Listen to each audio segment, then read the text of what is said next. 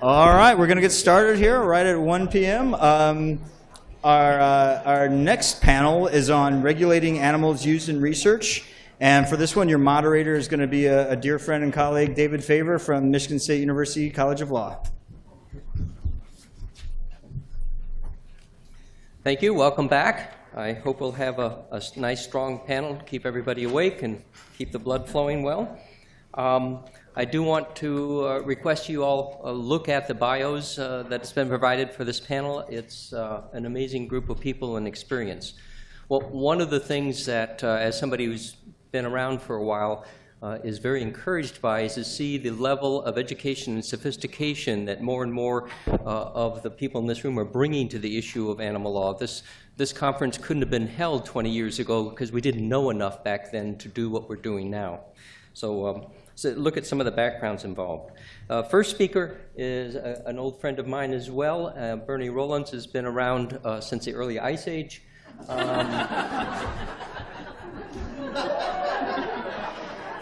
He's one of the smoothest characters that I have to deal with, and I invite him to speak to us first.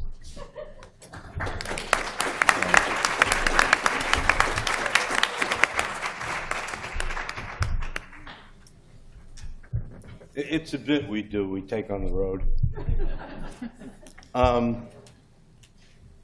Well, thank you for having me. 1978 was a critical year for the development of my work in animal ethics. That was when I initially taught the world's first course in veterinary medical ethics at Colorado State University. Although I had spent over 3 years preparing for the class by talking to veterinary clinicians, taking classes, spending numerous hours in the veterinary hospital, I was ill-prepared for what I learned that first year. The students informed me of a significant number of highly invasive and ultimately outrageous laboratory exercises they were forced to perform on animals. For example, catch this, in the third week of the first year of veterinary school, each group of 3 students was required to feed a young cat cream and then do visceral surgery on the cat. Though they had learned nothing about surgery. They didn't know about asepsis, they didn't know about hand washing, they didn't know about anything. Ostensibly to watch the cream transported through the viscera. Furthermore, the procedure was performed with the use of a restraint drug, which had no visceral analgesic properties at all. I, in fact, watched the lab at the invitation of the professor, which not surprisingly turned out to be a horror show, with the animals vocalizing in pain, shivering, and the students being appalled and learning nothing. When I asked the professor who created the lab, the point of this exercise, he informed me, quote, "It is to teach the students they're in veterinary school now, and if they are soft, get the hell out early." Even though the demography of clients for veterinary services had shifted in the 1960s to companion animals away from agriculture, with, in fact, owners of animals who attended our veterinary clinic in 1980 spending more than $100,000 on cancer treatment for their animals, brutalization of students was still the order of the day in all the veterinary schools. One of my friends, who's about my age, a veterinarian, told me he still has a black mark on his soul for the things he was forced to do.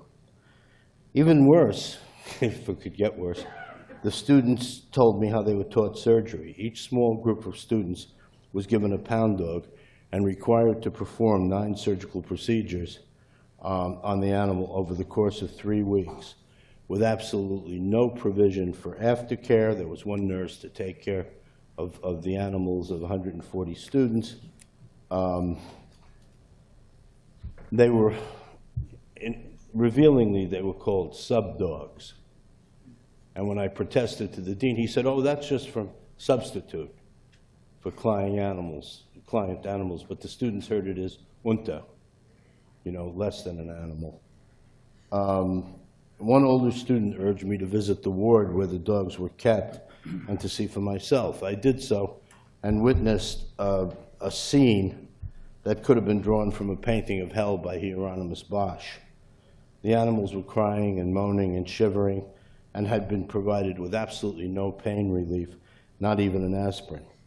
I later found out that such an approach to veterinary education was ubiquitous across all veterinary schools, and in fact across all human medical schools as well. I found out that both human medical students and veterinary students were routinely forced to exsanguinate, to bleed out a dog, to learn that if an organism loses its blood, it dies. Poisoning of animals was also a routine, quote, educational procedure. And really, right to the point is, if a student refused to participate in these labs, they were thrown out of school. As a result of such procedures, many of the best students we could have had in human and animal medicine were culled and lost to the medical professions. And as I said, it's not uncommon for me to have somebody who went through these 40 years ago in my office crying. I'm some sort of a secular priest to these people. Bargain basement Moses, I like to say. And the real point is, none of these things violated the law, neither the federal law nor state law. They were all perfectly legal. Fortunately, given my personality, I was able to get this procedure stopped within 6 months of learning about it, not with any regulatory or legislative authority, but just by kind of force of personality and intimidation. Well, I was outraged, and so I approached the guy who was teaching veterinary ethics with me, a world-famous veterinary surgeon who invented the artificial hip joint that's used in people and had done a whole lot of things. And I said to him, how can you not give these animals any pain relief? And he said there is essentially no analgesia used in veterinary medicine, none used in animal research, none used in veterinary practice, no matter how painful the procedure was conducted on the animals, nor was it taught in the veterinary curriculum. I thought that was astounding. But I dug a little more into the history of the thing, and it turns out a cavalier attitude towards pain control was nothing new in veterinary medicine.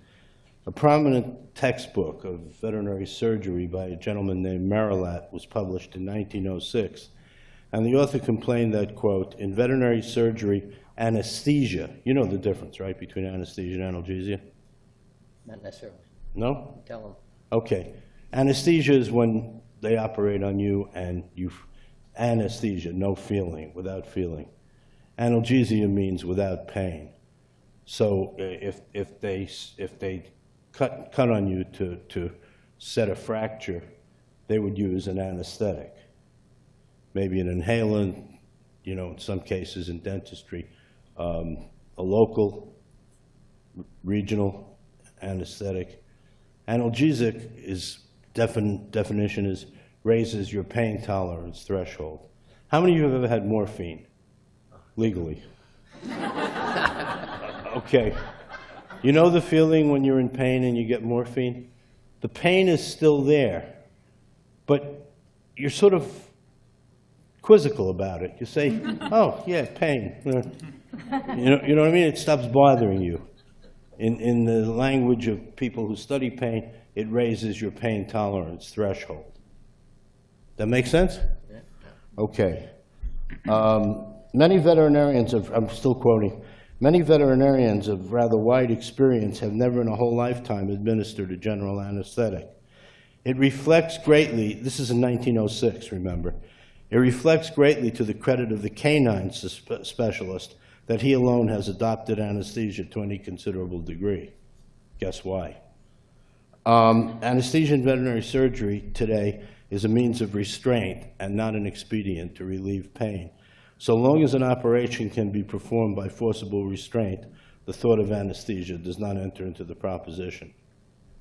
And there's a book on the history of anesthesia that came out about 2 years ago that calls it Pain, the Worst of All Evils. When I became involved in the 70s with veterinary medicine, what he's referring to was known as bruticane, doing things by force. And in western Colorado, the other side of the mountains.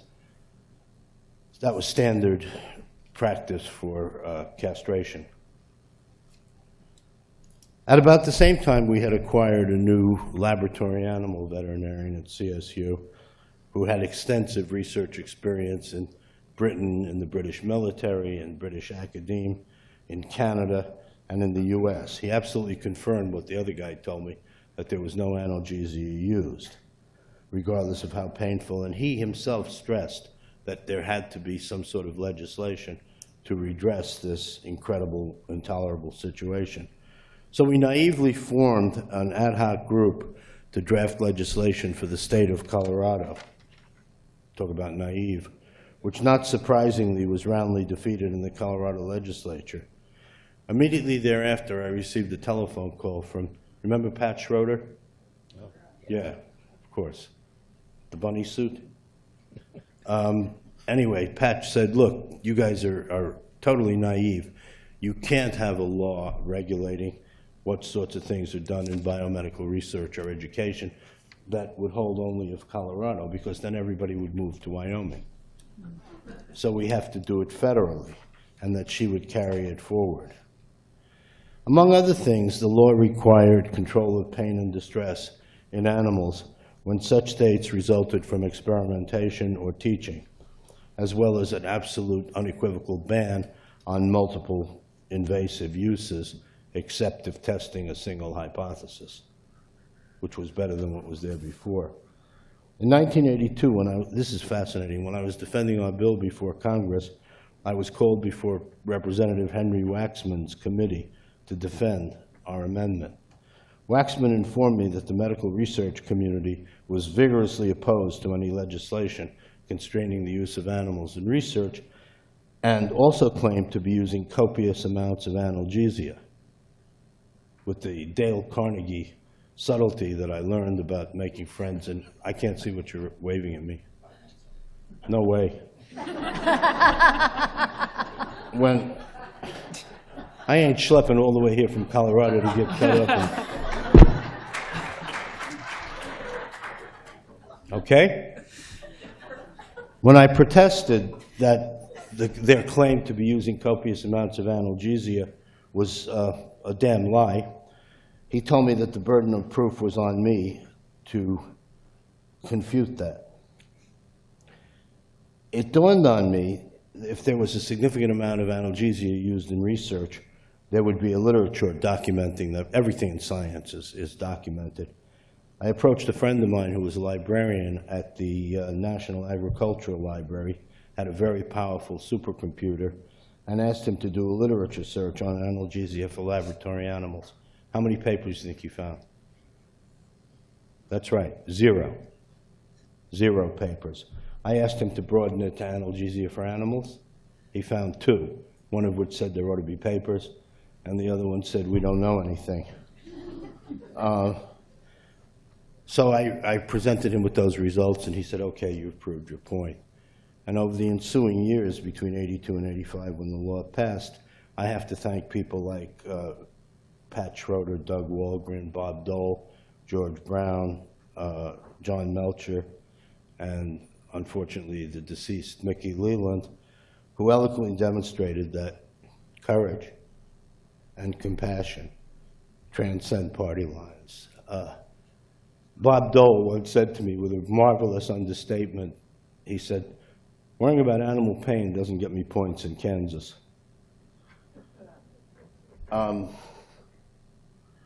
bill passed in 1985 after we endured a whole lot of attack from the forces of the medical research community, including one of my high points in my life where the New England Journal called me an apologist for the lab trashers, and not really a Nazi, but close to one. Contrary to what we had requested and written, Congress continued to exclude rats, mice, and birds, as well as farm animals not used in biomedical research from the Act. However, a second law called the NIH Reauthorization Bill did in fact cover all animals that are used in any institutions receiving federal funding. We had also requested in our draft that accommodations, housing, and husbandry of all laboratory animals be designed to fit their needs and their natures, Aristotle calls their telos. Unfortunately, this was struck down by Congress, and you heard earlier that Congress only mandated exercise for dogs and living conditions for primates that, quote, enhance their psychological well-being. And in my view, and maybe I'll talk more about it tonight, the maintenance of unnatural conditions for laboratory animals is the biggest gap in the Animal Welfare Act, not only from an ethical point of view, but from a scientific point of view. Because environmental variables of the sort that I'm talking about can hugely change the results that you get in scientific research. And I've recently argued in a brand new book that makes a very attractive bar mitzvah present. Telos, respecting an animal's nature, is a very rational basis for explicating the concept of animal welfare. It's important to realize that, I'm getting there, Chris. I'm getting there. It's important to realize that the scientific community's refusal to recognize ethical issues and pain issues is a function of what I've called in a Cambridge book called Science and Ethics, Scientific Ideology. And hopefully I'll get a chance to talk to you about that because it's fascinating and chilling. It includes, among other things, the claim that science has nothing to do with ethics, which doubtless you've heard before, and the claim that you can't know anything about animal thoughts or feelings. In fact, can you guys guess what year there was a consensus conference held at Cambridge affirming that animals have minds? 2012. You know, this is a long story. An amusing implication of this belief took place when the APHIS veterinarian charged with writing regulations giving meaning to the law told me that he knew nothing about psychological well-being of primates, because that's not one of the species vets study. So he went to the American Psychological Association primate division and asked them for help. And they said, oh, psychological well-being of primates? There's no such thing. And he said classically, well, there will be after January 1st, 1987, whether you guys help me or not. And the other component of the law that you all know about is the creation of animal care committees to review protocols and assure adherence with the law and so forth. The law is by no means ideal. I mean, nobody that I know thinks it's ideal, but it's better than what we had. It's better than what we had. And I was privileged to be able to carry it to Australia, New Zealand, the Netherlands, Brazil, and it's functioning as well in Britain. Under the influence of the law, pain control, and to a much lesser extent, control of distress, have assumed a new degree of prominence in animal research, medical and biomedical education, and veterinary training. A few years ago, I was invited to Italy to explain how we got the scientific community to acknowledge pain and agree to control it. So in preparation for my talk, I redid the literature search that I had done on the supercomputer that found no papers. How many papers did I find 5 years ago? Wild guess. 12,000. Wow. And you'll hear Larry Carboni talk sometime in the next day or so, and Larry will tell you that it isn't always really administered, but it's written in. But nonetheless, no one can deny we've made a huge quantum leap in the control of the worst of all evils. I'm finishing. Clearly, legislation alone cannot provide the sensitivity and ethical concern required on the part of researchers for animal research to be what the 18th century called a moral science. Education is also needed to help shape the thinking of nascent researchers away from long-established ideological presuppositions. I'm not talking simply about meeting the new federal requirements for teaching what is barbarously called the ethics of regulatory compliance. There is no such thing. But what it cashes out to is 4 or 5 lectures, raising a handful of issues. I'm rather talking about teaching ethics in animal research in particular, and scientific activity in general, along with the scientific material being introduced. To put it in a fairly picturesque way, concern with ethical issues must become part of the cake of scientific teaching, not merely the frosting. And I've been doing this for 40 years with animal science, with veterinary medicine, team taught biology for 25 years, and I'm telling you it works. But something has to push against the ideology. And ideally, much as I'm a Harley rider and don't like helmet laws, for example, I think in some areas we have too many laws, in other areas we don't have enough. Thank you.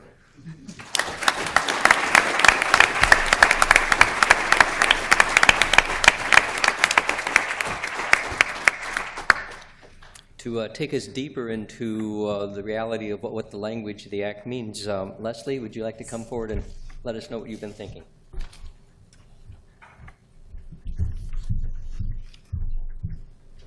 Hi, Dr. Rawlin gave me a perfect segue.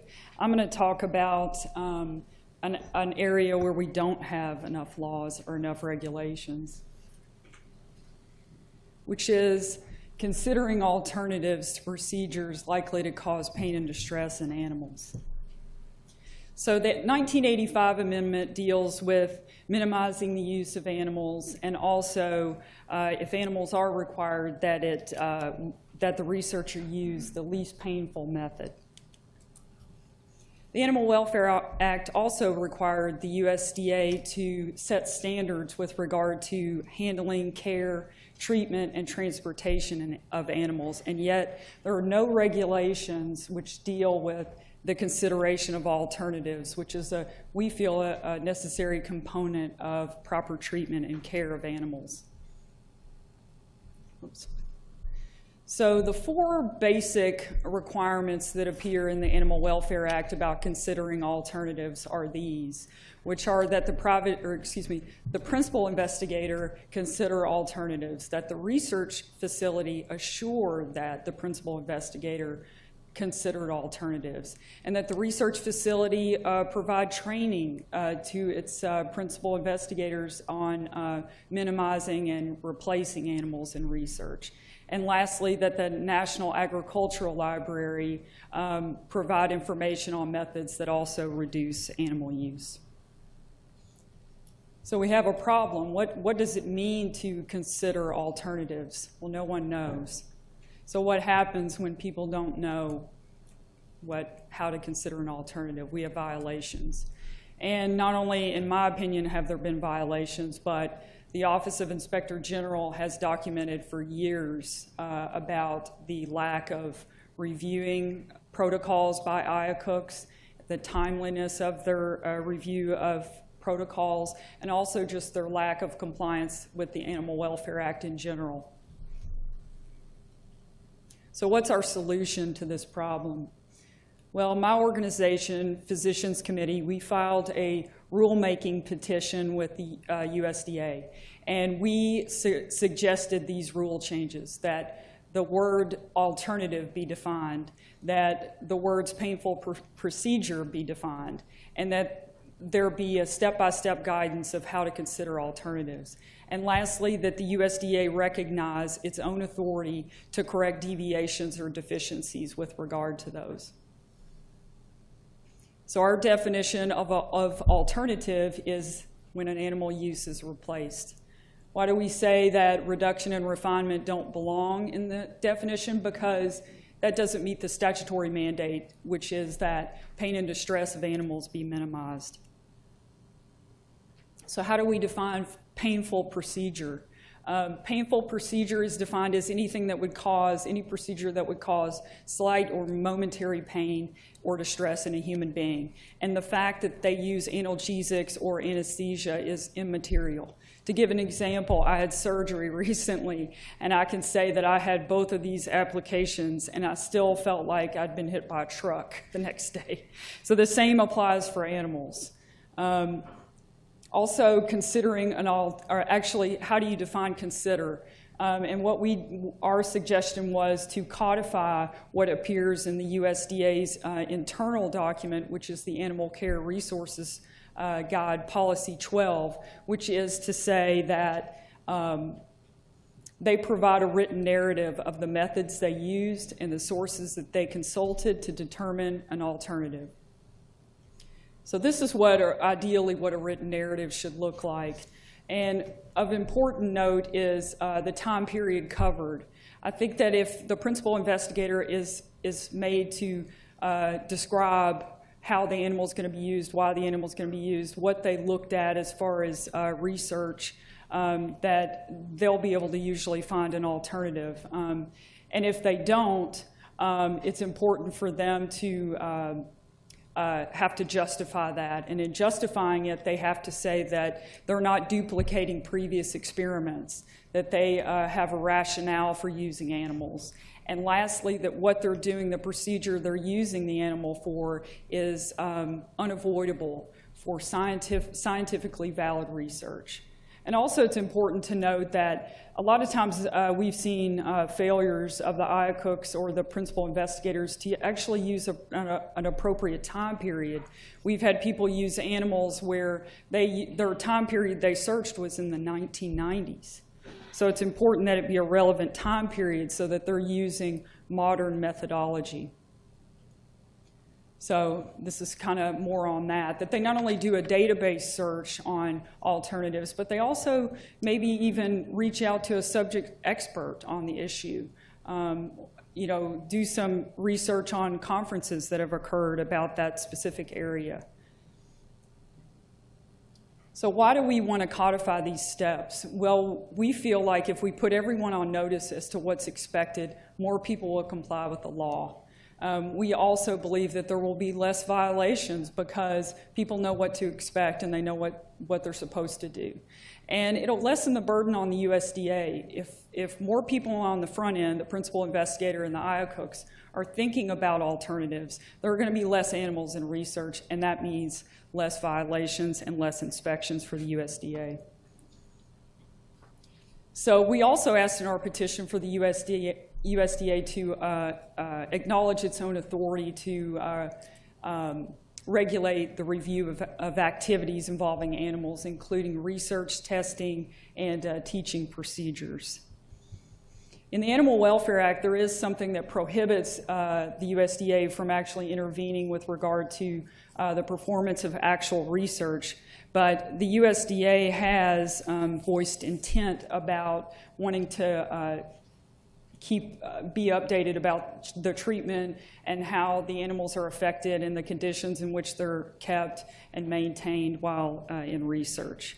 So we're asking that that be codified since the USDA has voiced intent and has that authority. So I want to give you an example of how it's not working right now.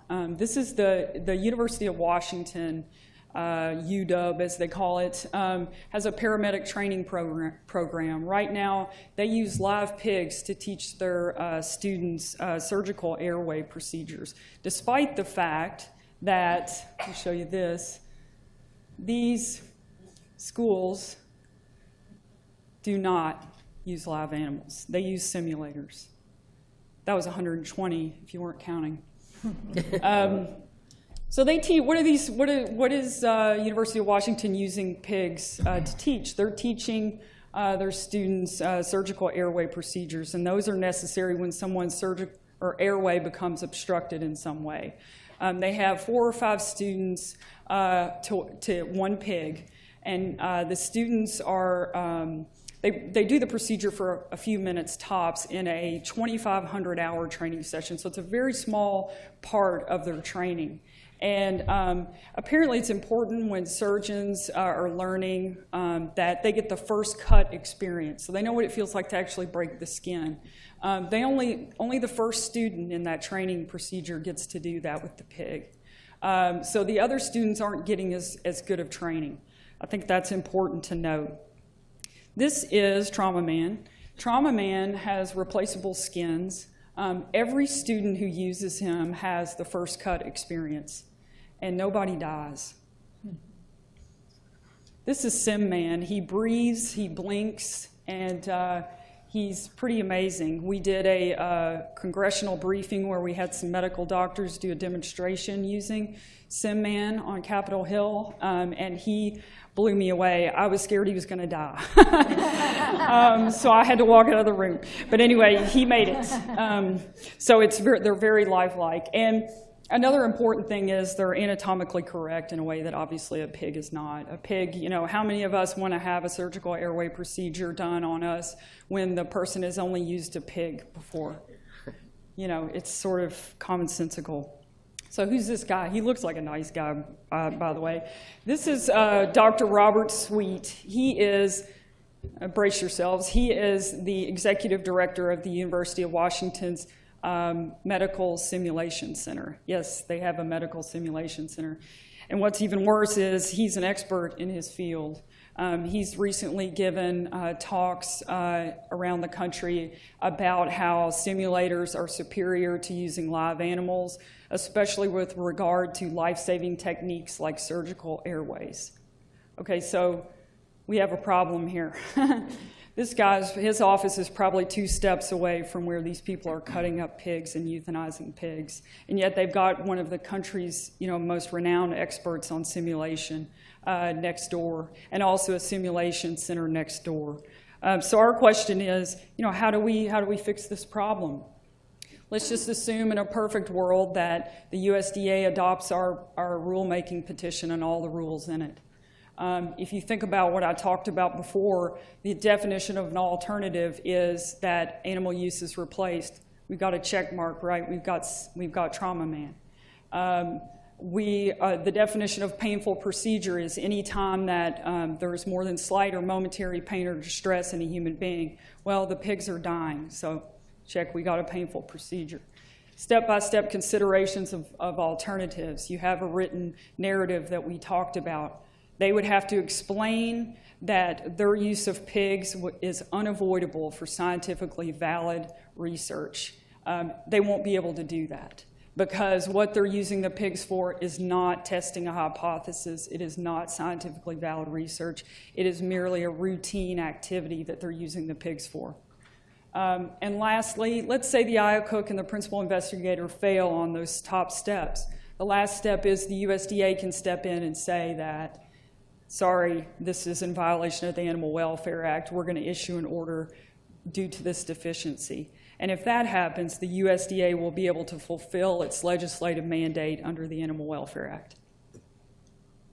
And that's it for me. Thank you.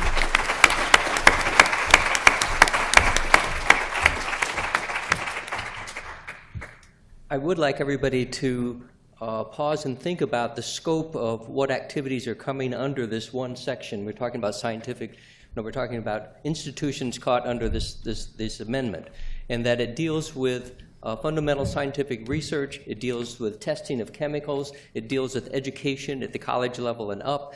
It's just a wide assortment of very diverse activities, all of which have been pushed together into this one box that we have to deal with. One important part of that box is the IACUCs, which are the requirement that the institutions have a committee to deal with this, but as we're going to find out, there's some problems there too. Okay. Anna? Thanks, Chris. Oh. Good man. Okay, this is you.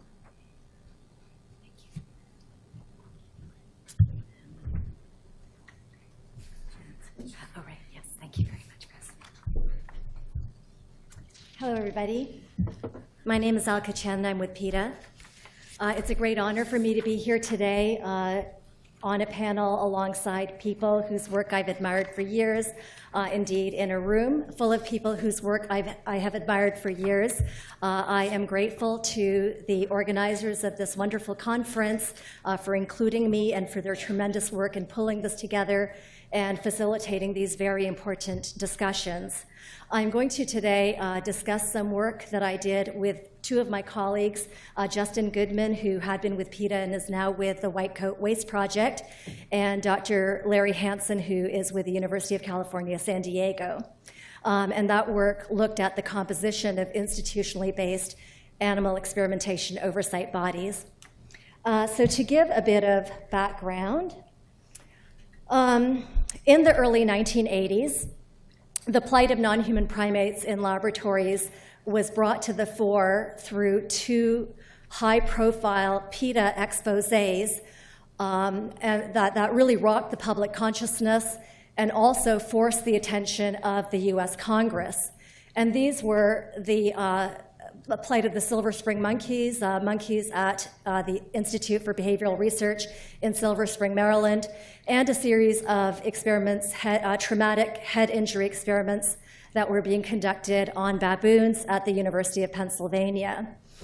In response to the public outcry and indeed public outrage that followed revelations of extreme mistreatment and neglect, Congress passed two laws, the 1985 amendments to the Animal Welfare Act and also the Health Research Extension Act. And both of these laws required the establishment of institutionally based oversight bodies, institutional animal care and use committees, or IACUCs. And these were required to oversee the research on different subsets of animals in federally regulated and federally funded institutions. The IACUC's far-reaching responsibilities are codified in Section 2.31 of the Animal Welfare Regulations, my book. And what you see there is that the IACUC is required to ensure the adequacy of the animal care and use program at the facility and is also required to review, approve, and monitor the use of animals at the facility. Now, if we delve into the animal welfare regulations in Section 2.31, we see that in Section 2.31D, there are specific considerations that the IACUC must look at. And I've highlighted a few here. Procedures involving animals must avoid or minimize pain, discomfort, distress to the animals.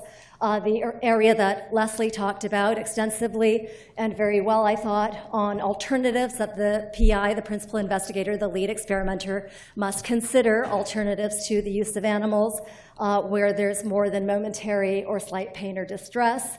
And the PI has to have provided written assurance that the experiments that he or she is proposing to conduct don't unnecessarily duplicate previous experiments. We go on and we look at Section 2.31E, and there we see that the experimenter is required to provide scientific justification for the species proposed to be used, the number of animals proposed to be used, and also provide a detailed account of all of the procedures that he or she proposes doing to the animals involved. So if we pause here to think about what all of this means, what are the implications of these regulations?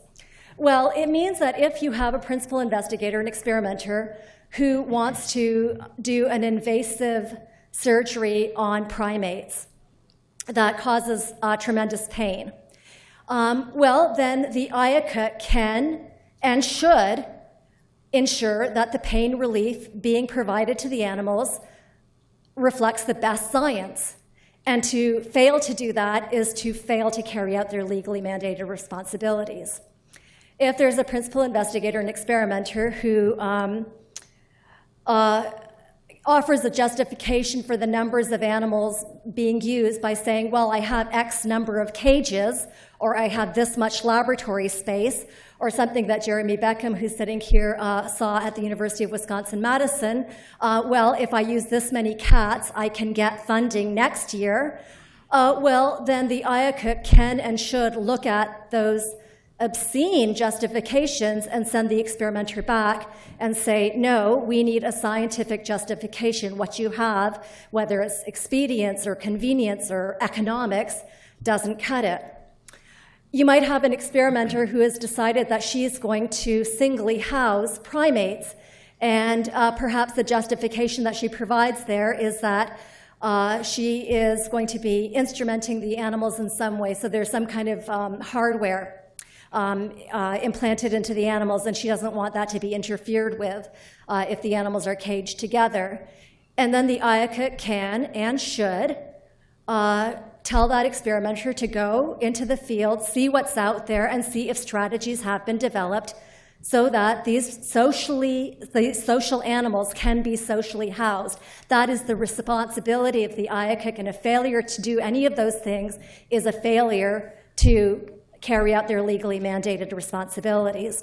So you know, when we think about the IACUCs, really, they are the animal's last line of defense.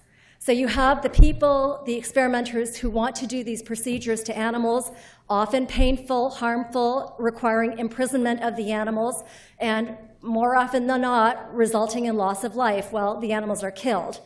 And then on the other side, you have the vulnerable animals. And in between the two sits the IACUC.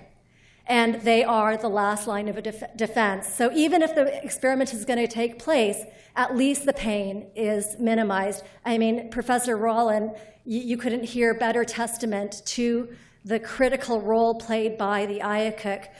This cannot be the Wild West where anything goes. You need that body sitting between the two. I mean, as long as we live in a society where we think it's okay, which of course I don't. But here, I looked at a lot of photographs of soccer goalies to depict the last line of defense, and I found this one. I really like this photograph, and I love dogs. But I think we can all agree, and I believe there's scientific evidence that backs this up, that anything dogs can do, cats can do better. And indeed, I found this. And I don't want to overplay the dog-cat contrast, but, you know, get serious. Like, look at this dog. Totally friendly, wants to please everybody. Now, check out this cat. Claws extended. And if there was a speech bubble here, it would probably say something like, "Not on my watch, expletive, expletive."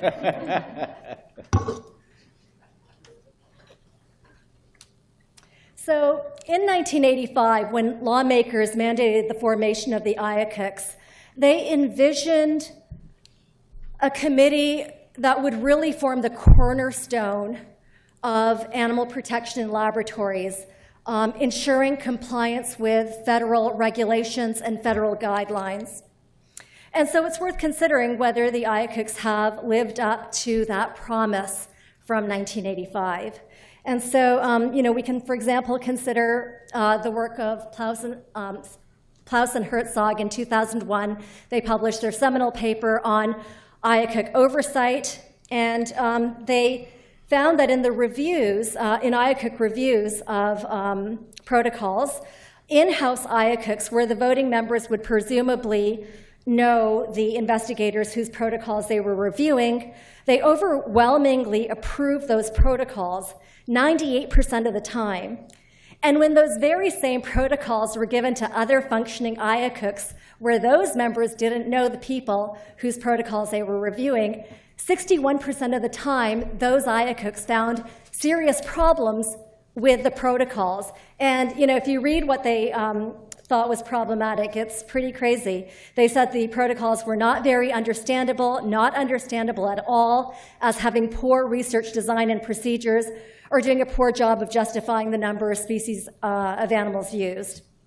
Other studies have found similar staggering IACUC approval rates going as high as 99.8%. I think we have a word for that.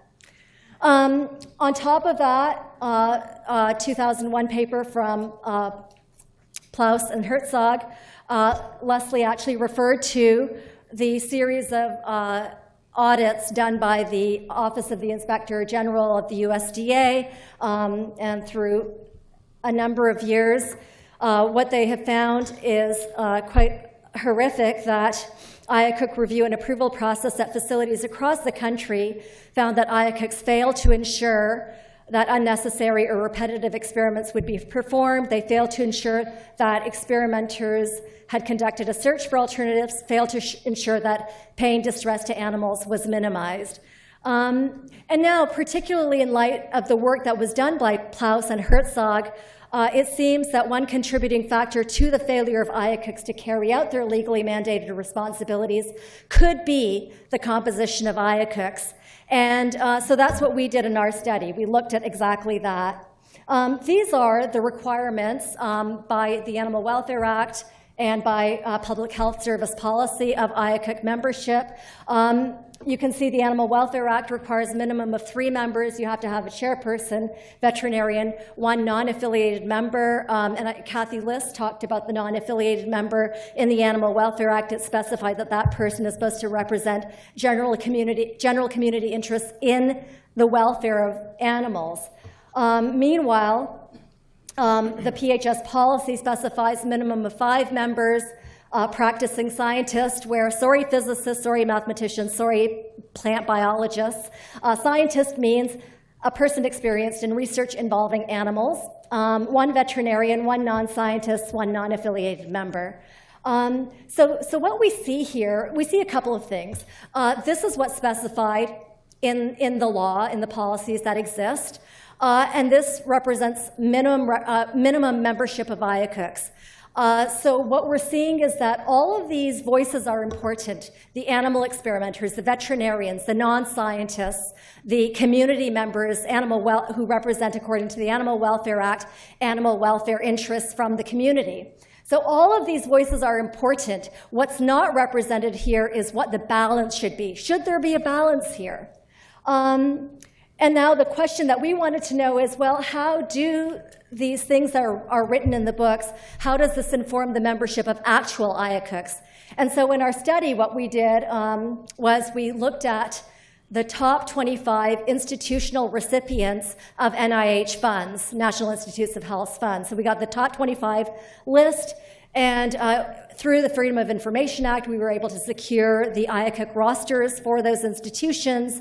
The roster is part of something called the PHS assurance that each institution files with the NIH Office of Laboratory Animal Welfare.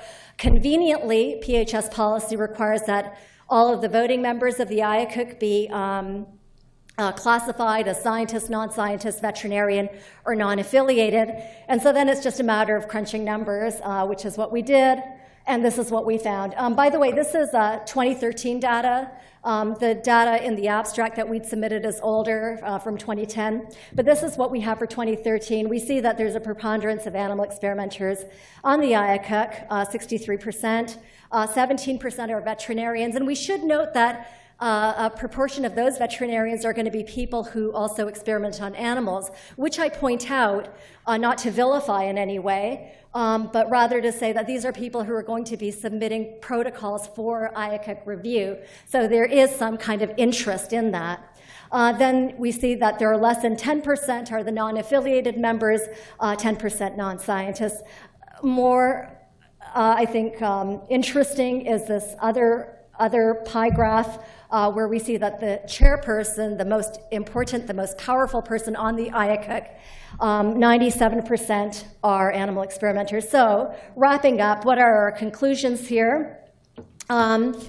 We see, of course, that the preponderance of members on the IACUC, there is a preponderance of animal experimenters, of course. And while there's representation from the various interests, we see that there's not balance of the various interests. That's a real problem. Meanwhile, if we look to other countries, we see that the animal experimentation oversight committees, some of them go as far as to call themselves animal ethics committees. Shout out to my bioethicist friends in the audience.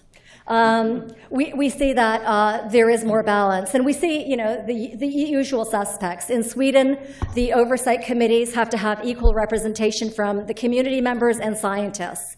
So half-half. And the community members, a third of those have to be from animal welfare representatives. In Germany, a third of the committees must be animal welfare representatives. In Australia, a third of the committee must be community and animal welfare folks. Germany, Denmark, and Switzerland all mandate appointments to the animal oversight committees from animal welfare organizations specifically. So not just somebody, who they're saying, oh, they represent animal welfare. And that's what I just said. And to conclude, we believe that the overwhelming presence of animal research and institutional interests may dilute input from the few IACUC members representing animal welfare in the general public, contribute to previously documented committee approval bias, and reduce overall objectivity and effectiveness of the oversight system. So as we move forward to reform the IACUC system in this country, Rena, Tigger, and Angela Davis want you all to know that they're going to be watching. Thank you.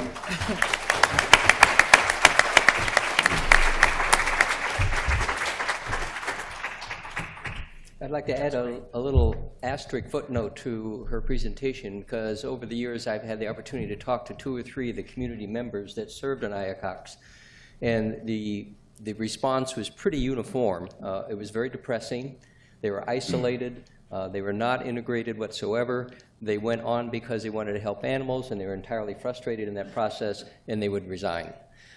It's a truly thankless job the way it's presently structured, and for it to be functional in a way that actually performs what it was initially set up to do, it's going to take some major changes. For our last speaker, I'd like to shift our focus a little bit, because I think the Animal Welfare Act has actually been left in the dust in this area, and so we're making progress somewhere else, and we want to talk about Toxic Substance Control Act and the issue of testing on animals. And Bruce, would you take us up on that? Yeah, thank you, David.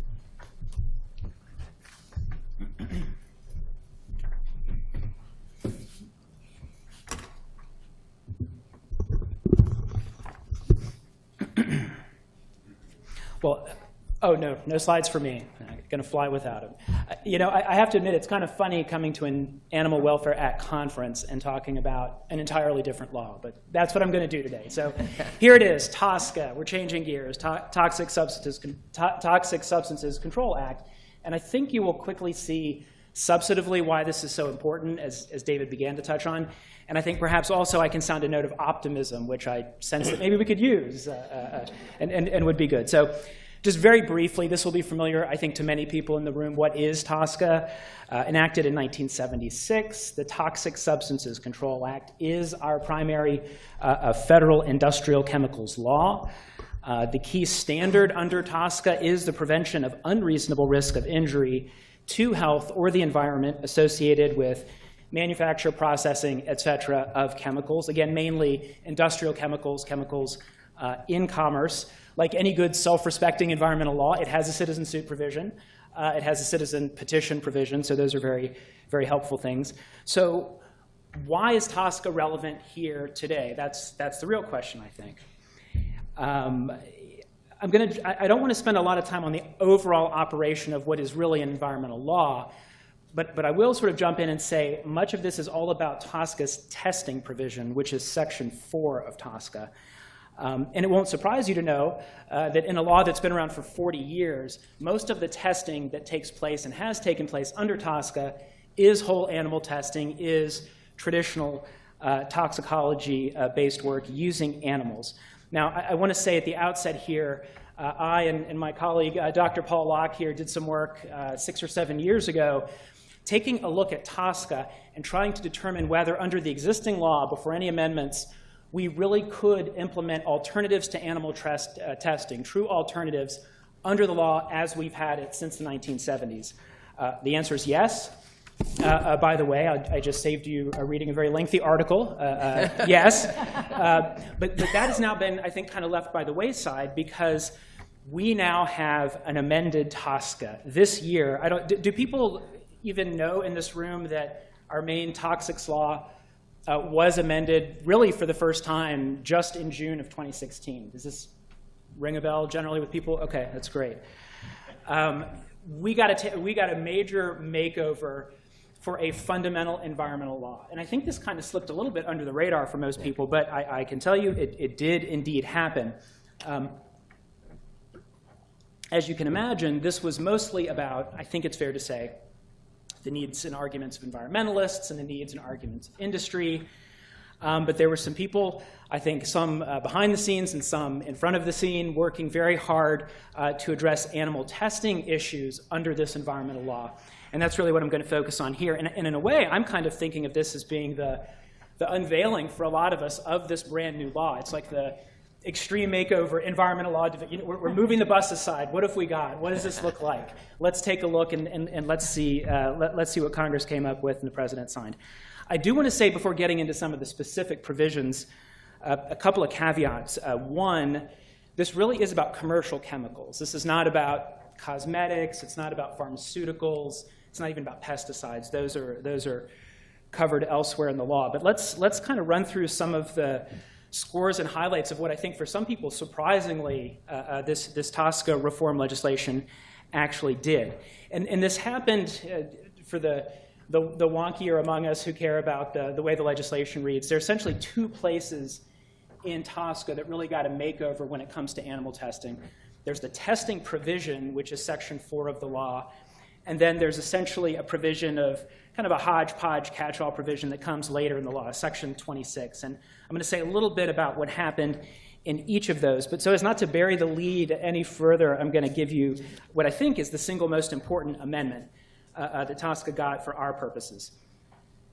And I quote, the EPA administrator shall reduce and replace, to the extent practicable, scientifically justified, and consistent with the policies of this subchapter, which is TSCA, the use of vertebrate animals in the testing of chemical substances under this law.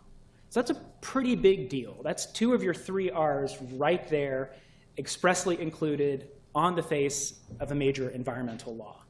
So a big deal. And that's where I want to start, and I think that's really good news. You'll notice as I share some of these provisions with you, there's some caveats and there's some words that I would suggest may cause a problem for the lawyers among us, and we'll come back to that, I think, at the end. So how is EPA supposed to do this, right? Okay, EPA has to do some stuff, and EPA has to encourage others to do some stuff. EPA, for example, prior to making a request or adopting a requirement for testing using vertebrate animals, has to take into consideration, as appropriate and to the extent practicable, certain existing information, including, and then we start to get into our lists of alternatives and alternative methodologies. Computational toxicology, bioinformatics, high-throughput screening methods, et cetera. These actually make it to the face of this law, which I think is kind of exciting, these alternatives. I'm not a scientist. There are people in this room who are vastly more qualified to tell you about what those specific tools are and how they work, but I want you to at least hear a few of the words, because I think going forward, you're going to hear more and more about these kind of high-tech, modern approaches. Now, the agency is also supposed to encourage and facilitate others to advance these alternatives. The agency is supposed to make sure that others are using scientifically valid test methods and strategies that reduce or replace the use of vertebrate animals, while providing info of equivalent or better scientific quality and relevance that will support regulatory decision-making. The agency is supposed to encourage others to group chemicals together for testing. So think about it. Don't duplicate your work. If you can lump your chemicals together and go through the testing once, do it that way, right? Don't do any more than you need to. There's also there's the encouragement of the formation of industry consortia.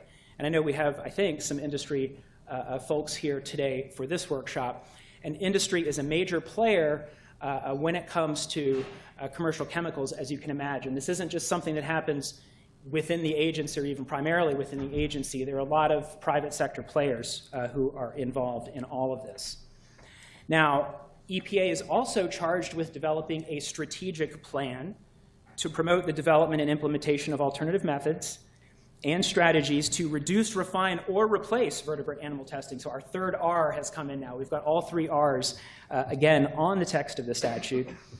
And again, we get a very detailed list of the kinds of things that the agency should be considering. So computational toxicology, bioinformatics, et cetera. I'm not going to read you that detailed list. What to me, in a way, may be even more important than all of that, because at some point you can say, oh, yay, a strategic plan. We're all very excited. What's going to happen with that, right? Well, the law actually makes some effort to say that EPA is supposed to take steps to implement, but really to me what matters is that this strategy is to contain a list of alternatives that can be used. So this isn't just kind of feel-good talk about let's do better with alternatives. This is an actual list of actual methodologies and tests that can be used by regulated entities and others under TSCA, right? So they've got to be specific. So that's actually a pretty powerful thing, I think, having that list.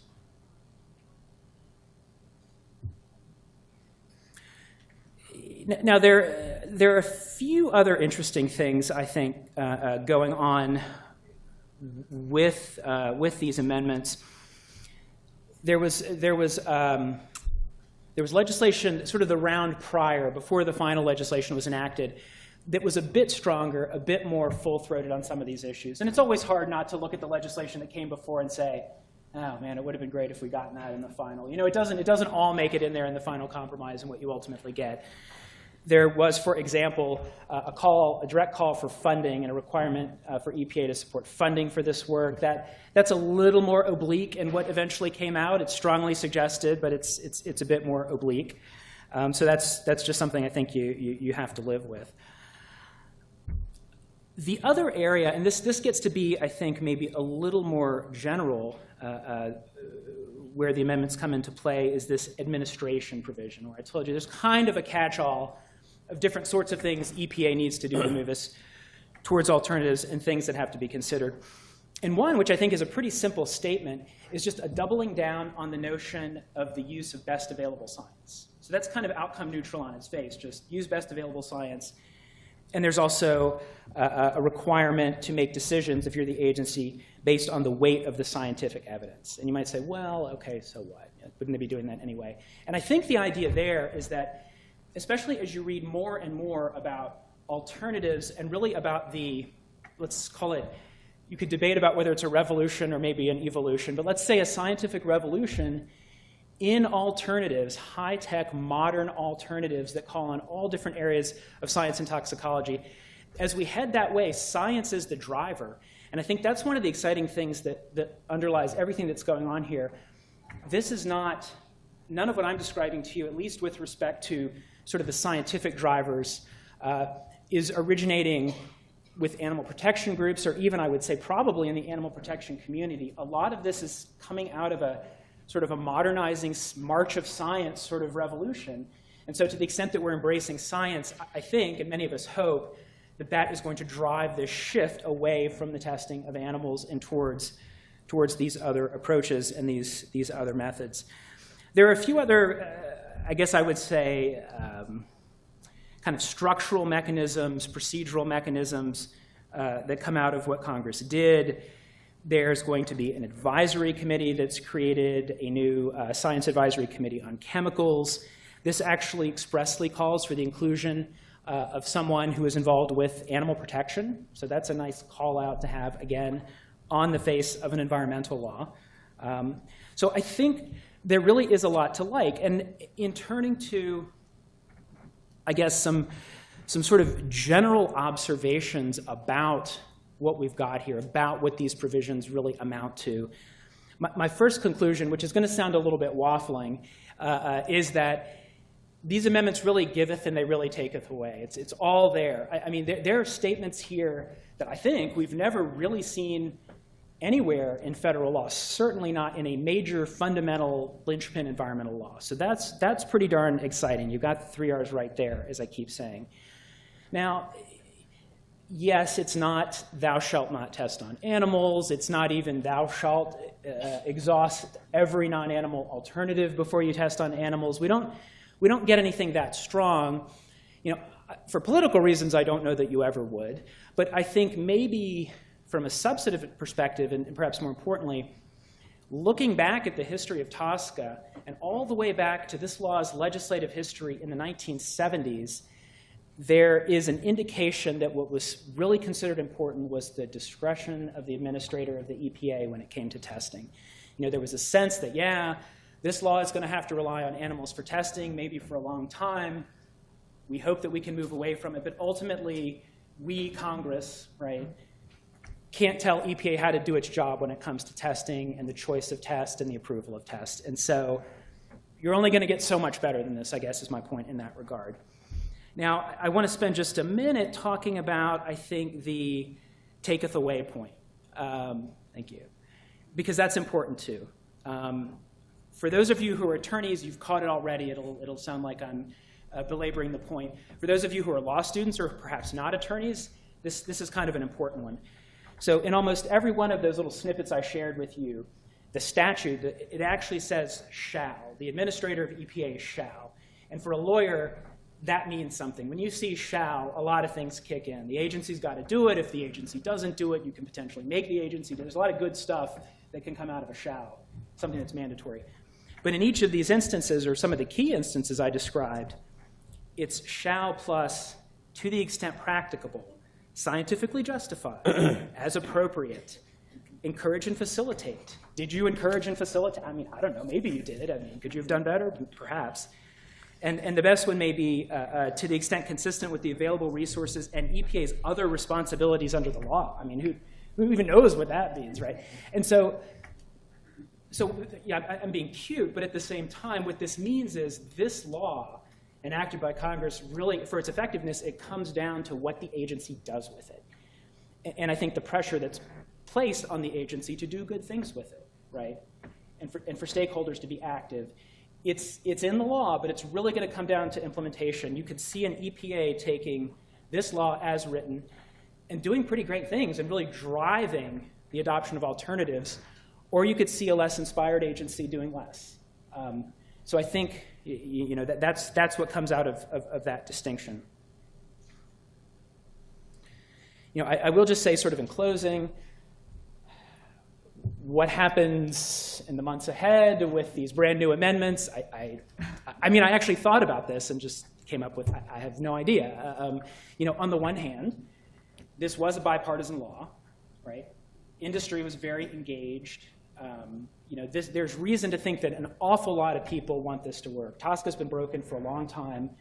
There's been a lot of agreement on that, if not on how to fix it. But there are a lot of people vested in making this law work. So there is reason to be encouraged. On the other hand, it is an environmental law. So that could cut in a different direction going forward. So we'll see what we do with it. So I hope we see how this kind of dovetails into the AWA discussions. I mean, in a sense, it's taking care of the animals once they're in the lab versus maybe trying to keep them out of the lab altogether in very large numbers. And I think ultimately that's what we want to be accomplishing with these amendments. But as I say, they are brand new, and the time is now, I believe, to try to make them function.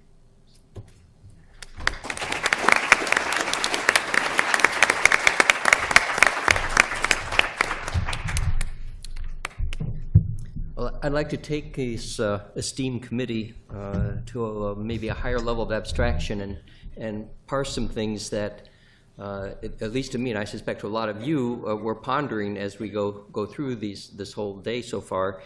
And that is, why is the agency so hostile to its own self-interest and to adoption of the law? It's been around 50 years, right?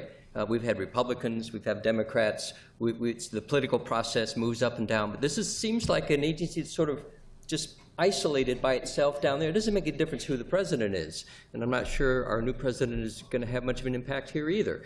But they also don't seem to understand what's in their own self-interest as an agency to make themselves more efficient and useful, and they certainly don't seem to be carrying out the spirit of the law. So I'd like the panel to reflect, if they could, a bit upon why is this? Because if we don't understand why this is the case, I'm not sure we're going to be able to deal with making progress on making the real corrections that are maybe necessary. Who'd like to start? Are we talking about USDA? Or? Yeah. Okay. Yes, you're right. I'm sorry. I didn't mention which agency. The one implementing the AWA. Go ahead. where angels fear to tread. I imagine it has a lot to do with the fact that there's little political will coming out of the USDA for the fact that animals don't have a political, animals themselves don't have a political voice that can push the USDA to do better. That does mean that it falls on animal protection organizations, the NGOs and others who care, individual citizens, to be the squeakier wheel. I do find focused on laboratory issues, and I'd be interested to hear what the other panelists and others think. It does seem that with laboratory issues, because the research establishment is so strong, made up of universities and high-power corporations and massive industries, pharma companies, there tends to be almost a deference that the USDA extends to the very bodies that it's supposed to be regulating. And we do see that, in fact, at least this is my perspective, that it does seem that the USDA is happier to go after the licensed facilities, puppy mills. And I watched the presentations this morning, and I do look at the inspection reports. I know they do a piss-poor job there as well. But it does seem that the USDA goes after them a little bit harder, these licensed facilities, and has more of a white-gloved approach to the research facilities.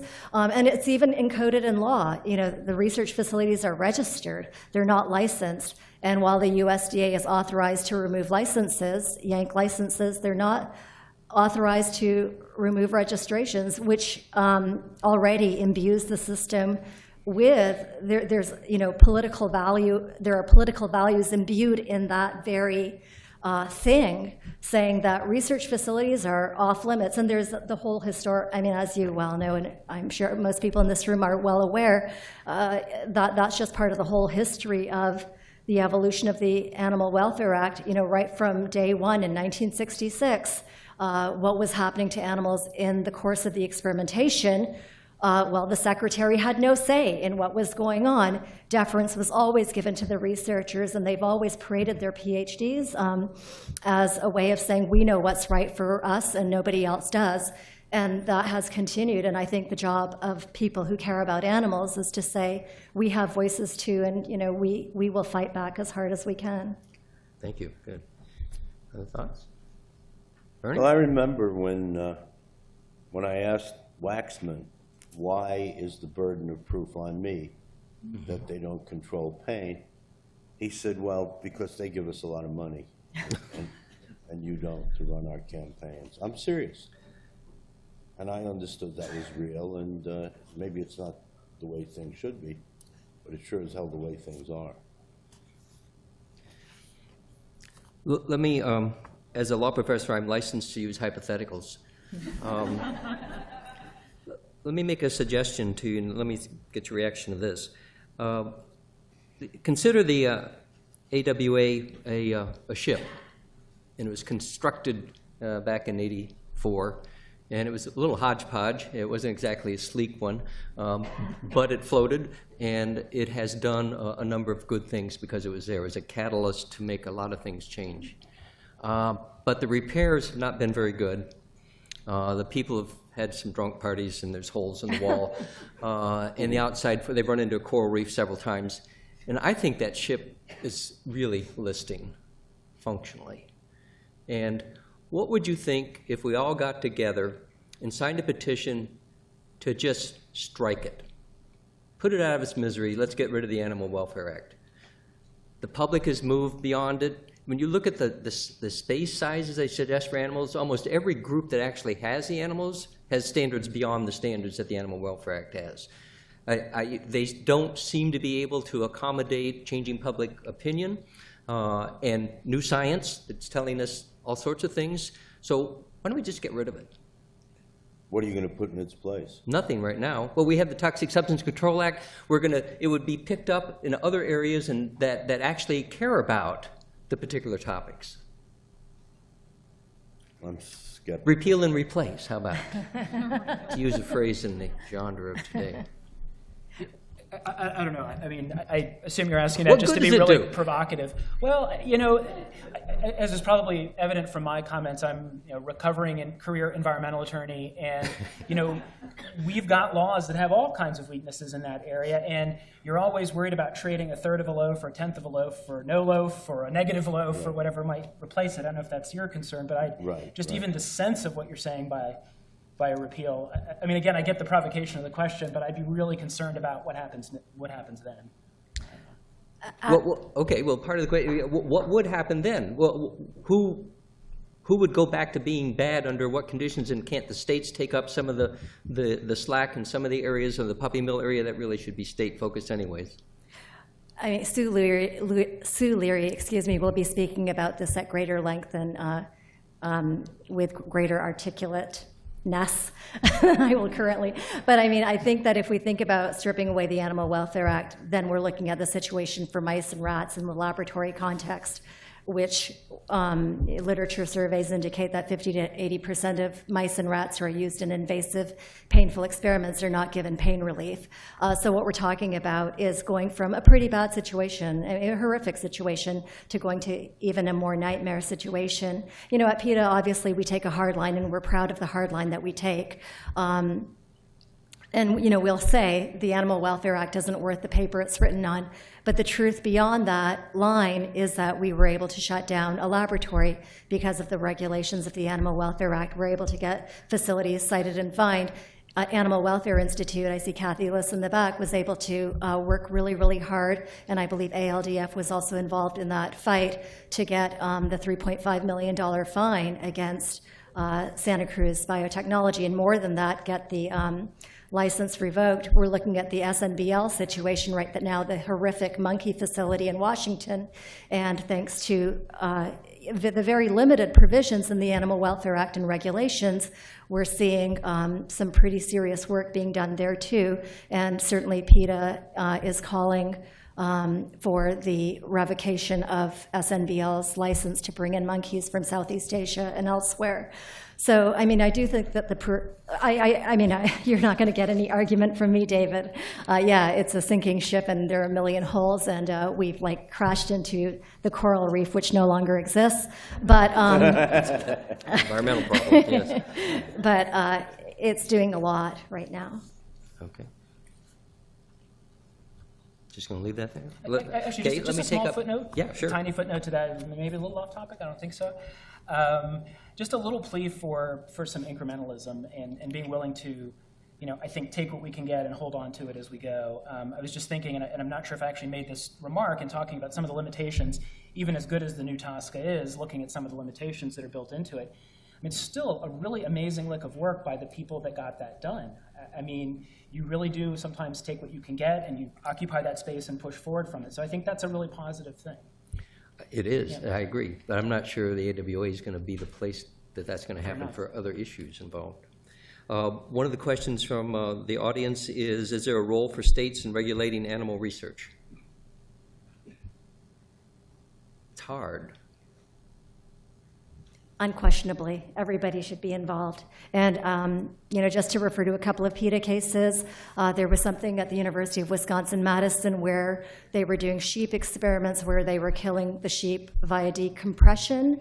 And it so happened that the state anti-cruelty statutes prohibited killing animals via decompression. I mean, you kind of have to wonder what kind of species we are, that we need a law that says you can't kill an animal via decompression. But in any case, thanks to the state law, we were able to push forward, and I can't remember exactly how that resolved, that the experiments, I think, were stopped, but then the experimenters very quickly changed the state law.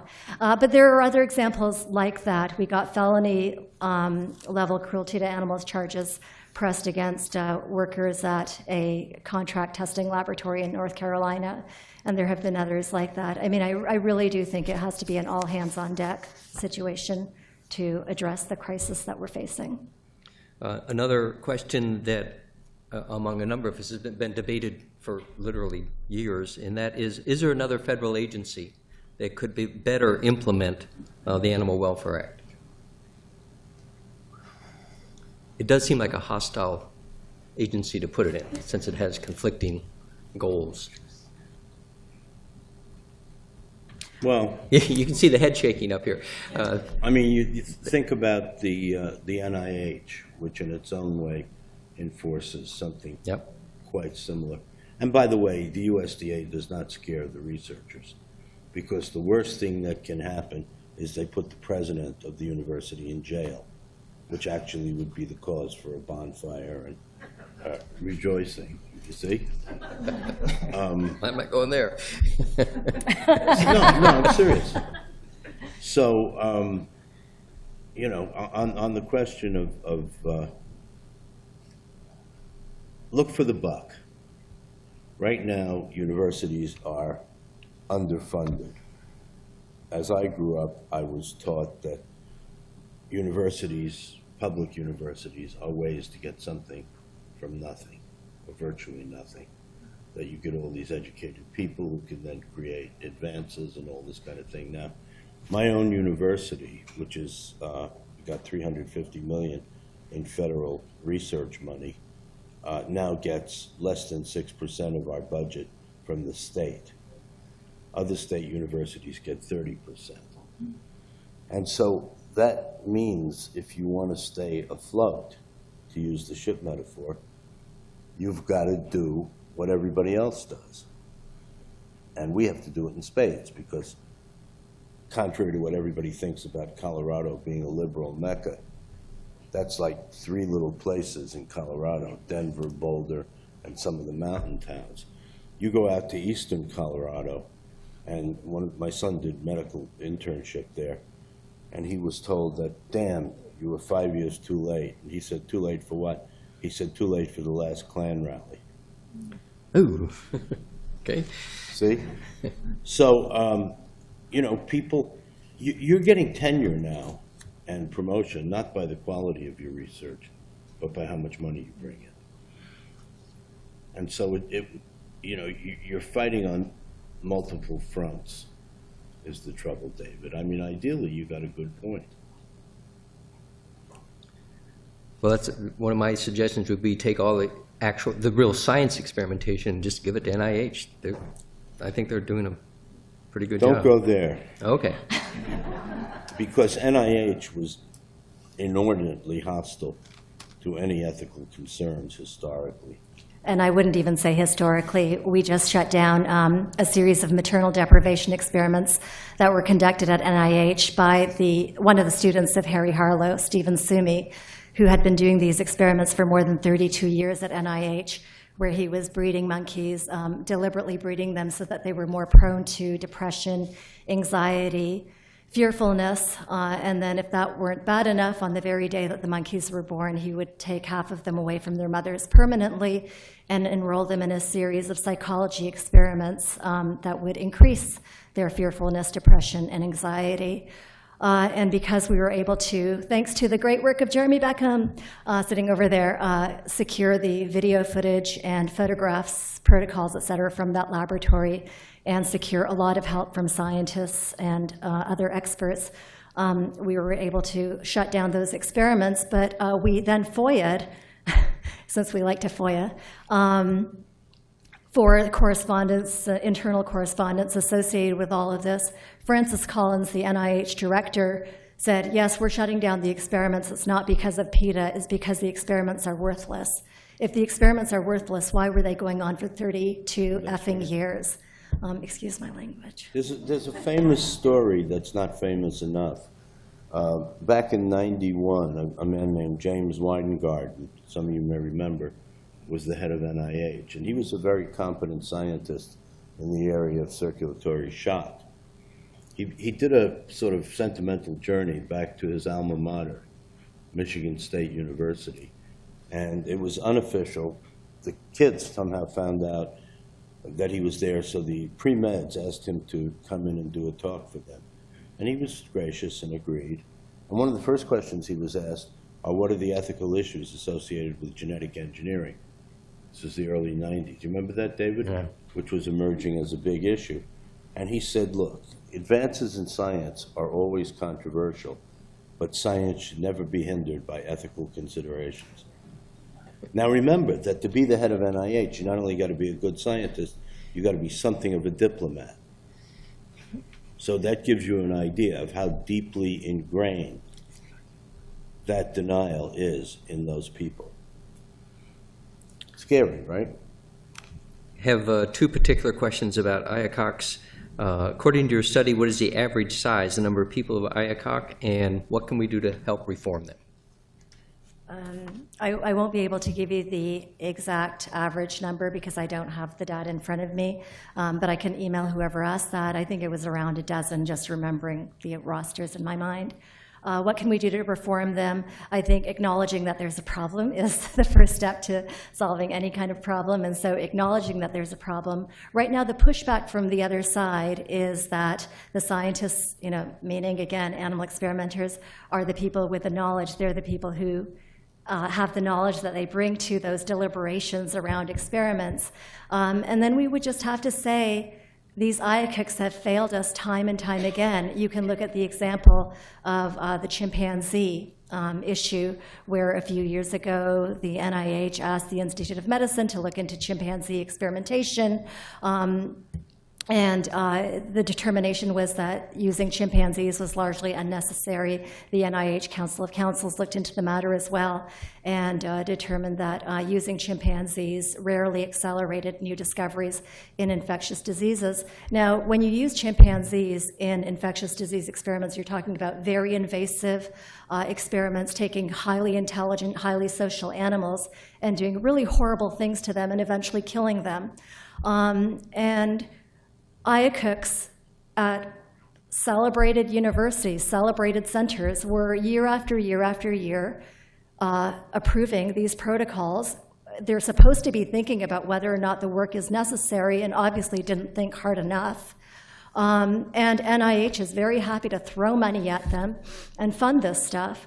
So clearly, the system that's been in place so far has not worked. It didn't work for chimpanzees. We just saw the primate workshop that NIH conducted recently, where it was sort of like a mini IACUC, I thought, because it was a preponderance, thank you, it was the preponderance of animal experimenters sitting around absolutely ill-equipped to respond to Dr. Carbone, who was speaking about singly housing animals, the fact that primates are singly housed, ill-equipped to respond to bioethicists who were in the room, absolutely ill-equipped to talk about these important issues. And maybe, yes, I mean, Professor Rollins is absolutely correct. They have not wanted to talk about ethics. Society expects them to speak about ethics.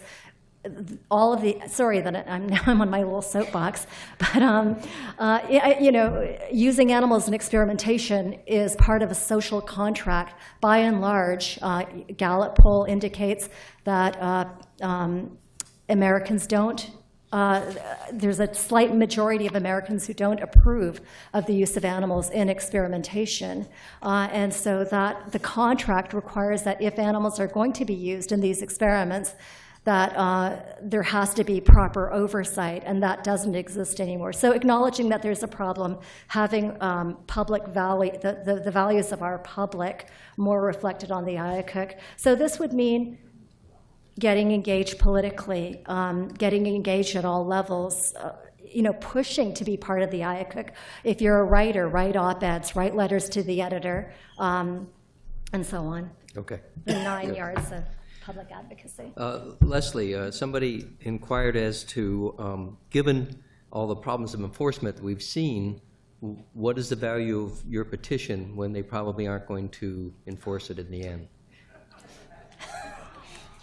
That's slightly depressing.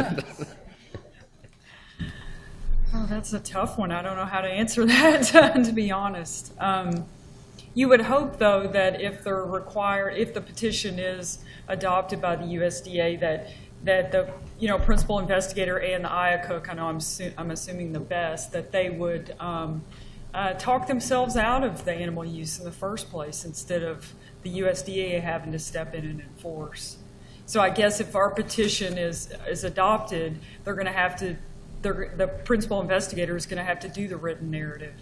and consult subject experts and justify animal use if there's an alternative available. And I don't think they can do that, especially with situations like the example I used. You're hoping for a more sophisticated self-enforcement by having to go through the process. Correct. Yeah, I think so too.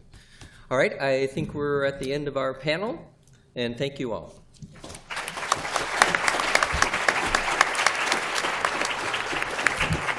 As of last year.